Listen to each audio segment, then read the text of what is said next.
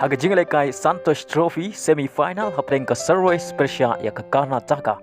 Haba pai syakani ka Jingialehkai ka Sarwais kalayo ban Kynjat ningkong haga minit ka basau peu batang hadin 6 minit ka Karnataka kalayo ban siukuliang ya ka Shigul jong ka Sarwais kata ka minit ka basau peu ar.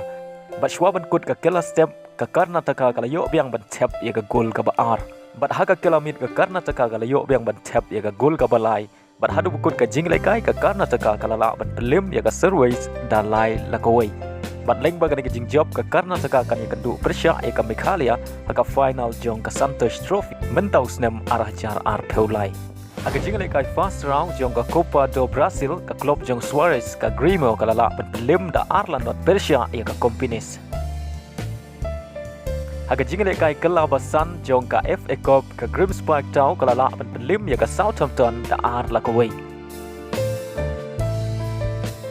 Ka Burnley kalala ban pelim ya ka Fleetwood dai way lanot. Ya ka Shigul jong ka Burnley layo ban tap shwa ban kut ka Jingialehkai kata ka minit ka ba khandai peu lengbau Robert. Ka Tottenham kala Sharplim haka Sheffield United dai way lanot bat ya ka Shigul jong ka Sheffield United layo ban tap haka minit ka ba nyau peu khanda lengbau diae ubadai player na Senegal. Haka way pat ka Jingialehkai ka ba kham shukshit apreng ka Manchester United Persia ka West Ham. Haba pai syakani ka Jingialehkai haka kela step omdon kino-kino ge bala ban Kynjat badai haka kela minit kata haka minit ka ba san peu sau lengbau ben rama ka West Ham kalayo ban tap ya ka gol ka baningkong. Bat haka minit ka ba nyau pinyau lengba ka un gol ka Manchester United kalayo ban siukuliang. Bat haka minit ka ba khandai peu ka Manchester United kalayo ban siukuliang ya ka Shigul jong ka West Ham. Bat haka minit ka ba khandai peu lengba Nacho ka Manchester United kalayo ban tap ya ka gol pentam. Bat shwa ban kut ka Jingialehkai saisin ka Manchester United kalayo biang ban tap ya ka gol ka balai lengba Fred haka minit ka khandai peu plus san lengba ka Jingjop ka Manchester United kalayo ban rung syaka Quater-Final. Haka Jingialehkai Friends Cup Quater-Final kan nantes kalala ban pelim da ar lakawai Persia ya ka Lens.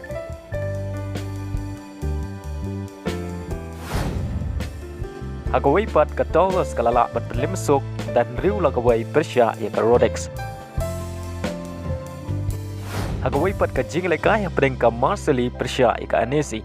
Haba pai syakani ka Jingialehkai ka Marseille kalayo ban Kynjat ningkong tang haka minit ka ba arp kunda lengba uberetau bat haka kilamit ka haka minit ka ba san peulai ka Annecy kalala ban siukuliang ya Shigul jong ka Marseille lengba sahi.